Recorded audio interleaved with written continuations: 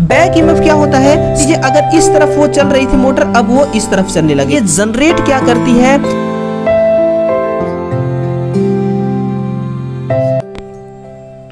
Hello नमस्कार मेरे प्यारे दोस्तों, स्वागत है आप सभी का निमी टेक्निकल क्लासेस में। जैसा कि हम डीसी मोटर के क्वेश्चनों को आप सभी के साथ सॉल्व करते आ रहे हैं और आज हम डीसी मोटर के चौथी क्लास के साथ आप सभी के साथ खड़े हैं। ये जो डीसी मोटर वाली हमारी क्लास है, ये सभी प्रतियोगी परीक्षाओं के लिए महत्वपूर्ण क्लास है और रोजाना आपको सुबह के 8 AM पर ये क्लास आपको मिलता है और इसलिए चैनल को सब्सक्राइब जरूर कीजिएगा, बेल आइकन को भी प्रेस कीजिएगा ताकि 8 बजे जब भी क्लास अपलोड हो आप सभी को उसका नोटिफिकेशन आसानी से मिल सके। अब थोड़ा सा हम डीसी मोटर के बेसिक चीज़ों पर बात करते हैं कि डीसी मोटर की आवश्यकता हमें पड़ी क्यों। एक एग्जाम्पल के माध्यम से समझिएगा कि मान लीजिए कोई सीलिंग फैन है, हमने सीलिंग फैन को तो बना दिया लेकिन उसमें कोई मोटर नहीं लगाया, है ना। हमने एक सीलिंग फैन का डिजाइनिंग किया लेकिन उसमें मोटर नहीं लगाया, तो हम उस सीलिंग फैन की पंखुड़ियों को हाथ से घुमाते हैं। हाथ से घुमाने का मतलब क्या है कि उसको हम मैकेनिकल पावर दे रहे हैं। लेकिन आप जरा सोच के देखिए कि भाई आप कितने समय तक हाथों से घुमाते रहेंगे। जब तक हाथों से घुमाएंगे तब तक उसमें से हवा आएगी और जब घुमाना छोड़ देंगे तो वो चलना बंद हो जाएगी। तो कब तक आप उस पंखे को मैकेनिकल एनर्जी अपने हाथ से देते रहेंगे। हमें आउटपुट में कंटिन्यू मैकेनिकल एनर्जी चाहिए और ऐसा पॉसिबल बनाने वाली जो युक्ति है वही कहलाती है हमारी मोटर, ठीक है ना। तो इसमें देखिएगा मोस्ट इंपोर्टेंट प्रश्नों को इंक्लूड किया गया है और ये रही हमारी कल वाली जो हमारी डीसी मोटर की क्लास है, ये प्रैक्टिस सेट तीसरी। इसी प्रकार से पहली और दूसरी क्लास को भी आप जरूर देखिएगा, है ना। इन सभी क्वेश्चंस का आपको हूबहू पीडीएफ मिलेगा। निमी टेक्निकल क्लासेस के नाम से हमारा ऑफिशियल टेलीग्राम चैनल है जिसका डिस्क्रिप्शन बॉक्स में लिंक दिया गया है, वहां से आप इसको ज्वाइन कर सकते हैं और टेलीग्राम से पीडीएफ डाउनलोड कर सकते हैं। पहला क्वेश्चन देखिए आप सभी के सामने उपस्थित है और इन प्रश्नों का सोल्यूशन मैं आपको इस कदर देना चाहूंगा मेरे भाई कि आपको यूं समझिए कि प्रैक्टिकली आपको एक्सपीरियंस होगा। आपको ऐसा महसूस मैं करा दूंगा कि भाई आप प्रैक्टिकल तरीके से आप चीज़ों को पढ़ रहे हैं, है ना। बस आपका साथ चाहिए, आप पूरे क्लास में जरूर बने रहिएगा। जब इलेक्ट्रिक ट्रेन, बड़ा मज़ेदार क्वेश्चन है ना, जब इलेक्ट्रिक ट्रेन किसी पहाड़ी से ढलान पर नीचे की ओर आती है तब वह कैसा व्यवहार करती है। मेरे भाई जो डीसी सीरीज मोटर होती है, जो डीसी की सीरीज मोटर होती है ना, इसी मोटर को हम प्रयोग कहाँ करते हैं, ट्रेन में। हम कहाँ पर करते हैं, ट्रेनों में हम डीसी सीरीज मोटर को इस्तेमाल में लेते हैं। एक बात बताइए, जो डीसी सीरीज मोटर होती है ना, इससे हमें आउटपुट क्या मिलता है। तो इससे हमें आउटपुट क्या मिलती है, हमें मैकेनिकल एनर्जी मिलती है। हमें क्या मिलती है, मैकेनिकल एनर्जी मिलती है, मैकेनिकल एनर्जी। और जो डीसी सीरीज जनरेटर होती है ना, जो डीसी सीरीज जनरेटर होती है, इससे हमें आउटपुट में क्या मिलती है, तो इससे हमें आउटपुट में मिलती है, हमें आउटपुट में क्या मिलेगी, इलेक्ट्रिकल एनर्जी। हमें क्या मिलेगी, इलेक्ट्रिकल एनर्जी। जब आपकी ट्रेन ढलान में होती है उस समय क्या होती है, ना ही इसको मैकेनिकल एनर्जी की आवश्यकता होती है और ना ही इसको इलेक्ट्रिकल एनर्जी की आवश्यकता होती है। इसका मतलब ये होता है कि जो आपकी डीसी सीरीज मोटर है ये जनरेट क्या करती है, ये बैक ईएमएफ जनरेट करती है। और बैक ईएमएफ एक्चुअल में है क्या, ये है वोल्टेज। और आपकी जनरेटर क्या करती है, ये जनरेट करती है आपकी ईजी, है ना, जनरेटेड ईएमएफ जनरेट करती है। और ईएमएफ भी क्या है, ये भी एक प्रकार का क्या है, वोल्टेज है, ठीक है ना। यानी कि जब इसको किसी भी प्रकार की इलेक्ट्रिकल एनर्जी की आवश्यकता नहीं है, ना ही मैकेनिकल एनर्जी की आवश्यकता है, तो ये जो ईबी जनरेट हो रहा है ना, ये ईबी जो जनरेट हो रहा है, इस ईबी को हम क्या करेंगे, अब किसी पैनल बोर्ड की मदद से, किसके मदद से, पैनल बोर्ड की मदद से, यानी कि ट्रेन में एक पैनल बोर्ड लगा होता है जो कनेक्ट होता है बैटरी से। अब इस वोल्टेज को हम उस बैटरी में स्टोर कर लेते हैं, यानी कि आउटपुट में हमें अब क्या मिलने लगा, आउटपुट में हमें वोल्टेज मिलने लगा, और आउटपुट में वोल्टेज तो जनरेटर देती है, इसलिए अब ये मोटर डीसी सीरीज जनरेटर की तरह व्यवहार करने लगेगी। बोलिए कमेंट करके, क्या आपको ये कंटेंट समझ में आया है ना? इतना इजी लैंग्वेज, इतना इजी लैंग्वेज, और आप ही की लैंग्वेज में चीजों को समझा रहा हूं, हर मेरा एक लफ्ज आपको समझ में आना चाहिए, है ना? देखिए नेक्स्ट है कि डीसी सीरीज मोटर की सीरीज फील्ड वाइंडिंग, है ना, डीसी सीरीज मोटर की सीरीज फील्ड वाइंडिंग मोटे तार कम टर्न की क्यों बनाई जाती है भाई? इसके बारे में थोड़ा सा आप एक्सप्लेन करिए। तो सुनिएगा, इसको हम मोटे तार से क्यों बनाते हैं कि ये देखिए, ये बहुत अधिक मोटे तार से बना हुआ है। इसके पीछे का रीजन क्या है? रीजन है कि अधिक लोड करंट वहन करने हेतु, अधिक लोड वहन करने हेतु, यानी कि जो आपकी सीरीज मोटर है, चाहे संट मोटर हो, वो क्या करता है, बैक ईएमएफ जनरेट करता है। सुनिएगा चीजों को, वो क्या करता है, बैक ईएमएफ जनरेट करती है। बैक ईएमएफ क्या होता है, सप्लाई वोल्टेज और आर्मेचर में जो वोल्टेज ड्रॉप हो रहा है, इन दोनों का क्या होता है, कॉम्बिनेशन। यानी कि ये जो आपको वीडी आर्मेचर में वोल्टेज ड्रॉप है, ये क्या है, आर्मेचर करंट और आर्मेचर रेजिस्टेंस के द्वारा आपको मिल रहा है, ठीक है ना?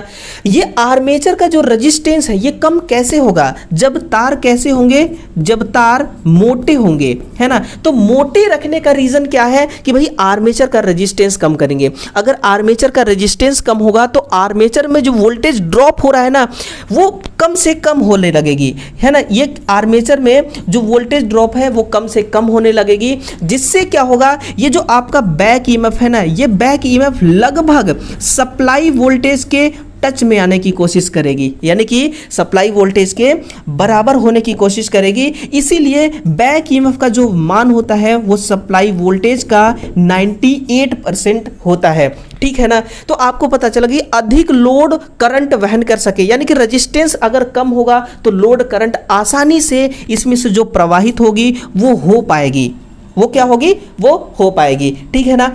तो ये रहा इसका आंसर कि अधिकतम लोड करंट वहन करने के लिए, ठीक है। अब इस क्लास का एक भी क्वेश्चन मिस मत करना, बहुत ज़्यादा क्वेश्चंस नहीं है, केवल 10 क्वेश्चंस हैं और 10 क्वेश्चंस का सॉल्यूशन लेकर के जाइएगा। बस आप अपने इस 24 घंटे का बस कुछ मिनट निकाल लीजिए और इस क्लास को शिद्दत से देखिए। इसके बाद आप कैसा अनुभव कर पा रहे होंगे ये कमेंट करके ज़रूर बताइएगा हमें। एक डीसी शंट मोटर के इंटरपोल की दिशा पूर्ववत रखते हुए इसकी घूर्णन दिशा में परिवर्तित करने के लिए आर्मेचर धारा की दिशा परिवर्तित की गई है। नई गति कैसी होगी? देखिए मेरे भाई, जो मोटर होती है ना, इसको हम सप्लाई देते हैं, मोटर को सप्लाई देते हैं और जनरेटर से सप्लाई लेते हैं। ये सप्लाई कहाँ कहाँ जाती है? ये सप्लाई जाती है, जब हम इसको सप्लाई देते हैं तो आर्मेचर का जो वाइंडिंग होती है वो, और इसमें जो फील्ड वाइंडिंग होती है वो, है ना, दो जगह पे ये सप्लाई जाती है। कहाँ कहाँ? आर्मेचर वाइंडिंग और फील्ड वाइंडिंग में। यहाँ पर क्या बोला जा रहा है कि आर्मेचर धारा की दिशा चेंज कर दी है। आर्मेचर धारा की दिशा चेंज करने का मतलब है कि आर्मेचर वाइंडिंग का जो कनेक्शन है, इसका जो टर्मिनल है, उसको चेंज करना। ठीक, जैसे ये चेंज करेंगे, इसमें जो करंट फ्लो हो रहा है वो अपनी डायरेक्शन को चेंज कर देगा। तो यहाँ पर क्या हो जाएगा? मोटर के घूमने की दिशा बदल जाएगी। मोटर के घूमने की दिशा क्या हो जाएगी? मान लीजिए अगर इस तरफ वो चल रही थी मोटर, अब वो इस तरफ चलने लगेगी। ठीक है। और दूसरी क्या कही गई है कि इंटरपोल की दिशा पूर्ववत रखते हुए, इंटरपोल में कोई परिवर्तन नहीं किया गया है उसकी दिशा में, जिससे क्या होगा कि कम्यूटेशन बहुत अधिक होगा, रफली कम्यूटेशन होगा। आंसर क्या हो जाएगा? दिशा में परिवर्तन हो जाएगी लेकिन रफ कम्यूटेशन होगा। रफ कम्यूटेशन का मतलब कि स्पार्किंग बहुत अधिक होगी, और जब स्पार्किंग अधिक होता है ना मेरे भाई, तो जो ब्रूस होते हैं, कार्बन के बने हो, ग्रेफाइट के बने हो, कॉपर के बने हो, जिसके भी बने हो, ब्रूस डैमेज हो जाती हैं। और जो उसका कम्यूटेटर होता है, दोनों सेगमेंट के बीच में जो माइका भरी होती है ना, माइका भरे होने के बावजूद भी स्पार्किंग के कारण दोनों कम्यूटेशन का जो स्प्लिट होता है वो शॉर्ट हो जाती हैं। कहने का मतलब कम्यूटेशन अधिक होगा तो ब्रूस और कम्यूटेटर दोनों डैमेज हो जाएंगे, है ना। तो इसका आंसर क्या हो गया? ऑप्शन नंबर ए इसका राइट आंसर है। डीसी शंट मोटर को नो लोड पर ही स्विच ऑन किया जाता है। ऐसा क्यों होता है कि हम डीसी शंट मोटर को नो लोड पर ही स्विच ऑन करते हैं? जरा इसके कॉन्सेप्ट को क्लियर करता हूं मैं, आप ध्यान से सुनिएगा, है ना, आप बिल्कुल ध्यान से सुनिएगा। ये क्या है? ये शंट मोटर की हम स्कीम डायग्राम बना रहे हैं। शंट मोटर की क्या बना रहे हैं? स्कीम डायग्राम बना रहे हैं। यहां से सप्लाई वोल्टेज आएगी हमारी, ठीक है ना, ये क्या है? Supply voltage. अगर जनरेटर होता है यहां पर ना सर, तो यहां पर सप्लाई वोल्टेज के जगह पे टर्मिनल वोल्टेज आ जाती, ठीक है, लेकिन मोटर है तो सप्लाई वोल्टेज होगी। अब इसमें क्या कही जा रही है कि हम इसको नो लोड पर ऑन करते हैं, मतलब नो लोड पर स्विच ऑन किया जाता है। डीसी शंट मोटर को नो लोड पर ही स्विच ऑन किया जाता है। अब देखिए क्या होता है कि यहां से जो करंट आएगी, है ना, करंट आई जो यहां से आएगी, यहां पर एक ब्रांच मिलेगा इसको, कुछ करंट यहां, कुछ करंट यहां पर चली आएगी, ठीक है। तो होगा क्या कि यहां पर RSH का मान, शंट फील्ड रेजिस्टेंस का मान क्या है? बहुत अधिक है, जिससे यहां पर शंट फील्ड का जो करंट है ना वो बहुत कम चलेगी। इसके वजह से क्या होगा? शंट फील्ड का फ्लक्स भी बहुत कम होगा, जिससे फाइनली रिजल्ट क्या आएगा कि जो टॉर्क है ना, जो टॉर्क है ना, वो क्या हो जाएगा? वो भी कम हो जाएगा। इसलिए जब मोटर पूरी तरह से टॉर्क जनरेट कर ले उसके बाद ही क्या होना चाहिए? डीसी शंट मोटर में लोड कनेक्ट करना चाहिए। डीसी शंट मोटर को नो लोड पर ही स्विच ऑन किया जाता है ना। इसको फुल लोड पर स्विच ऑन हम नहीं करते हैं। फुल लोड पर switch on DC series motor को किया जाता है, इसको नो लोड पर, यानी कि तुरंत इस पर लोड नहीं डालना चाहिए। कहने का मतलब ये है मेरा, अगर तुरंत लोड डाल देंगे तो यहाँ पर टॉर्क का मान बहुत कम रहेगा, मोटर बिना मतलब कि उस लोड को घुमा नहीं पाएगी। जैसे कि आपने 10 किलोवाट का लोड डाल दिया, लेकिन स्टार्टिंग में ये इतना टॉर्क जनरेट कर पाया है जो टॉर्क 5 किलोवाट लोड को ही घुमा सकती है, लेकिन आप स्टार्टिंग में ही 10 किलोवाट के लोड को डाल देंगे तो ये उसको घुमा नहीं पाएगी। इसीलिए जब आपकी मोटर टॉर्क जनरेट कर रहे फुल टॉर्क, उसके बाद ही उसमें लोड कनेक्ट करना चाहिए, यानी कि कुछ टाइम बाद ही इसमें लोड कनेक्ट करना चाहिए, ठीक है ना। देखिए अगला क्वेश्चन देखिए, जब किसी शंट मोटर का स्पीड कंट्रोल फील्ड नियंत्रित सिस्टम द्वारा किया जाता है, यानी कोई शंट मोटर है उसका हमें स्पीड कंट्रोल करना है, और स्पीड कंट्रोल करने के लिए कई सारे इसमें विधियां होती हैं, सिस्टम्स होते हैं, जिसमें से फील्ड कंट्रोल सिस्टम, कौन सा? फील्ड कंट्रोल सिस्टम द्वारा हम इसकी स्पीड को कंट्रोल करते हैं। तो किस प्रकार के प्रारंभक का प्रयोग किया जाएगा? 4 पॉइंट प्रारंभक का इस्तेमाल। अब ये 4 पॉइंट, इसका नाम कैसे पड़ा? तो 4 पॉइंट का मतलब होता है कि जो आपका स्टार्टर है ना, उसमें टोटल कितने कनेक्शन करने के लिए पॉइंट होंगे? तो टोटल 4 पॉइंट होंगे। कितने पॉइंट? Total 4 point. यही होगा आपका 4 पॉइंट स्टार्टर। यही होगा आपका क्या? 4 पॉइंट स्टार्टर, है ना। तो आंसर क्या हो जाएगा? 4 पॉइंट स्टार्टर इसका करेक्ट हो जाएगा। नेक्स्ट क्वेश्चन है कि यदि डीसी सीरीज मोटर के रेटेड आर्मेचर धारा को 20% कम कर दिया जाए तो टॉर्क का मान क्या होगा? अब यूं समझिए कि आप एग्जाम में बैठे हुए हैं और हूबहू यही क्वेश्चन आप सभी के सामने डिस्प्ले हो रहा है, इसका आपको करेक्ट आंसर भी देना है। तो कैसे आपका कॉन्सेप्ट जब यहां क्लियर हुआ रहेगा तो आप कैसे इस क्वेश्चन का आंसर करेक्ट कर सकते हैं। डीसी सीरीज मोटर के रेटेड आर्मेचर करंट को 20% कम कर दिया जाए, यानी कि जब हमने इसको कोई परसेंटेज यानी कम नहीं किया था, फुल करंट दे रहे थे, तो फुल करंट कितना रहा होगा? एग्जाम्पल के लिए मान लीजिए 100, ठीक है ना, 100 का वर्ग करिए। अब हमने 20% आर्मेचर करंट में कमी कर दिया, तो 100 में से 20 कम कर देंगे तो बचेगा कितना? 80, है ना। इसका वर्ग करना है आपको। 100 का वर्ग करेंगे तो कितना होगा? 10,000, है ना, और 80 का वर्ग 6400। 80 का वर्ग कितना? 6400। इन दोनों को जब आप माइनस करेंगे तो आपको कितना बचेगा? 3600 आपके पास बचेगा, है ना। हमें परसेंटेज में चाहिए तो हम क्या करेंगे? नीचे 100 से भाग दे देंगे, कट गया, बचा कितना? 36%। तो आंसर क्या हो जाएगा? 36% कम हो जाएगी। ध्यान रखिएगा, अधिक आपको नहीं करना है। 36% क्या हो जाएगी? कम हो जाएगी टॉर्क। अब देखिए जो आर्मेचर टॉर्क होता है ना, वो बेसिकली क्या होता है कि back EMF into armature current गुणे 60/ 2 पाई n, है ना। यहां से अगर हम आर्मेचर टॉर्क के बारे में देखें तो आर्मेचर करंट के सीधे सीधे ये समानुपाती है। अगर आर्मेचर करंट को आप कम करेंगे ना तो आपका टॉर्क भी कम हो जाएगा। तो आपने आर्मेचर करंट को 20% कम किया तो फिर आपका टॉर्क भी कितना 36% कम हो गया, है ना। लेकिन आप अगर आर्मेचर का वोल्टेज कम करते हैं तो फिर स्पीड कम होती है ना। आर्मेचर का करंट कम करेंगे तो आर्मेचर टॉर्क कम होगी, और अगर आर्मेचर का वोल्टेज कम करेंगे तो स्पीड भी कम हो जाती है, ठीक है ना सर। हाँ, अगला, हॉपकिंसन टेस्ट मोटर की दक्षता ज्ञात करने के अलावा सक्षम है। इनका कहने का उद्देश्य क्या है कि ये एफिशिएंसी टेस्ट करने के अलावा ये और क्या काम कर सकती है बेसिकली। तो ये जब आप दक्षता ज्ञात कर रहे होते हैं तो हीट अपने आप ज्ञात हो जाती है ना।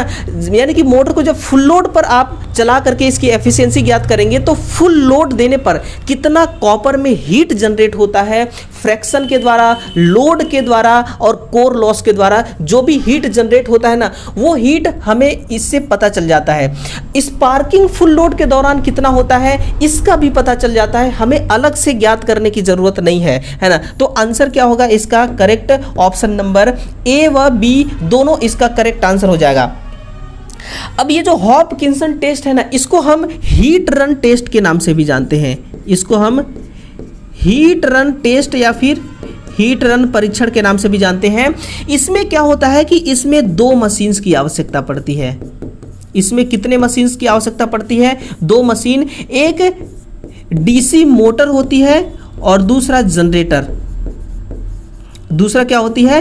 जनरेटर, है ना। एक डीसी मोटर, दूसरा डीसी जनरेटर। हीट रन परीक्षण के नाम से भी जानते हैं और बैक टू बैक परीक्षण के नाम से भी जानते हैं। ये नोट करिएगा, तुरंत नोट कर लीजिए अपने नोटबुक में, है ना। भूलने से पहले पहले मेरे भाई इसको नोट कर लो ताकि भूलने का कोई चांस ही ना मिले, भूलने का कोई चांस ही ना मिले। डीसी मोटर के योक तथा बॉडी के मध्य निम्न एयर गैप रखने का मुख्य कारण क्या हो सकता है भाई? तो देखिए, एक समान फ्लक्स वितरित करने हेतु, फ्लक्स लीकेज कम करने हेतु, मजबूत मैग्नेटिक फ्लक्स प्राप्त करने हेतु। आइए थोड़ा सा प्रैक्टिकली फीलिंग के साथ मैं आपको दिखाता हूं। ये क्या है? ये इसकी बॉडी है, ये पूरी तो बॉडी है, फ्रेम है, और यहाँ पर ये क्या है? ये है पोल, ठीक है ना। मान लीजिए ये है एन पोल, ये है एस पोल, ये है एन पोल और ये है एस पोल। जब हम इसके फील्ड वाइंडिंग को सप्लाई देंगे तो इन पोलों में मैग्नेटिक फ्लक्स क्रिएट होगा, और उन मैग्नेटिक फ्लक्स का डायरेक्शन कैसा होता है? वो किधर से किधर को गति करेंगी? वो जाएंगी आपका एन पोल से एस पोल की तरफ। किधर? एन पोल से एस पोल की तरफ, इस प्रकार से। और इधर वाली जाएंगी, ये एन पोल से एस पोल की तरफ जाएंगी इस प्रकार से मैग्नेटिक फ्लक्स लाइन, और ये एन से एस की तरफ जाएगी इधर। तो इस प्रकार से क्या हो रहा है? मैग्नेटिक फ्लक्स जो क्रिएट हुआ है वो मैग्नेटिक फ्लक्स इस प्रकार से रोटेट होगा। ये जो मैग्नेटिक फ्लक्स जनरेट हुआ है, हम चाहते हैं पूरा का पूरा इस आर्मेचर में जाए ताकि लिंक हो सके आर्मेचर का कंडक्टर इस मैग्नेटिक फ्लक्स से, ठीक है ना। समझिएगा कॉन्सेप्ट को। तो लिंक होने के लिए हम चाहते हैं कि अधिक से अधिक जो यहाँ पर फ्लक्स क्रिएट हुआ है वो आर्मेचर वाइंडिंग पे जाए। उसके लिए हम क्या कर देते हैं? यहाँ पर ये पोल शू हमने लगा दिया। हमने क्या कर दिया? यहाँ पर ये हमने पोल शू लगा दिया ताकि ये पूरा का पूरा फ्लक्स कहाँ चली जाए? पूरा का पूरा फ्लक्स चली जाए इस आर्मेचर में। तो देखिए, एक समान फ्लक्स वितरित करने हैं तो हम क्या करते हैं? ये जो आपको गैप दिखाई दे रहा है ना, बहुत ही तुच्छ सा गैप, यानी कि आर्मेचर और फिर आपका ये पोल के बीच में जो गैप दिखाई दे रही है, ये गैप कितना रखा जाता है? इस गैप को रखा जाता है लगभग 0.5 mm। कितना? लगभग 0.5 mm। अब 0.5 mm बहुत कम होती है। जितना कम गैप रहेगा उतना ही फ्लक्स लीकेज कम होगी, और एक समान रूप से अगर फ्लक्स लीकेज नहीं हुआ तो एक समान रूप से ये फ्लक्स डिस्ट्रीब्यूट हो पाएंगी। और मजबूत मैग्नेटिक फ्लक्स प्राप्त करने के लिए कौन प्राप्त करेगा मैग्नेटिक फ्लक्स? ये आर्मेचर प्राप्त करेगा, है ना। तो आंसर इसका क्या हो जाएगा? फिलहाल उपरोक्त में से सभी इसका राइट आंसर होगा, है ना। चलिए, समझ में आ रही है ना? समझ में आ रही है तो बिल्कुल दोस्तों रोजाना आइएगा, इसी प्रकार का मक्खन वाला कंटेंट लेने के लिए, ठीक है ना, मक्खन वाला कंटेंट लेने के लिए रोजाना सुबह आइएगा और फिर मिल करके दोस्तों हम हर चीज़ों को अंजाम देंगे। कहते हैं ना, अगर साथ हो तो बड़ा से बड़ा युद्ध भी जीता जा सकता है।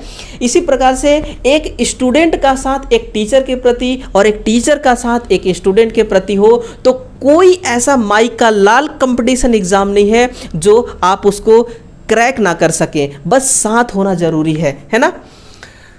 हाँ, डीसी मोटर में speed control armature controlling system द्वारा प्राप्त होता है, यानी कि डीसी मोटर में अगर स्पीड कंट्रोल हम आर्मेचर कंट्रोलिंग सिस्टम द्वारा करते हैं तो हमें कैसा टॉर्क प्राप्त होता है, नियत टॉर्क। एक आपको दोस्तों मैं और बात बता रहा हूं कि जो टॉर्क होती है, ये जो आपकी टॉर्क है ना, ये टॉर्क क्या होता है कि इस टॉर्क का डायरेक्शन इधर है क्लॉकवाइज या फिर इधर है एंटी क्लॉकवाइज। हम ये कैसे पता करेंगे, तो हम इसको हम पता कर सकते हैं ना, जोहन एब्राहम, नोट कीजिएगा, जोहन एब्राहम फ्लेमिंग के राइट हैंड रूल, फ्लेमिंग के जो RHR रूल होती है, इसी के मदद से इस टॉर्क का हम क्या कर सकते हैं, डायरेक्शन पता कर सकते हैं कि ये जो टॉर्क है ये घुमाव बल है, ये किस दिशा में घूम रही है ना, ये होता है।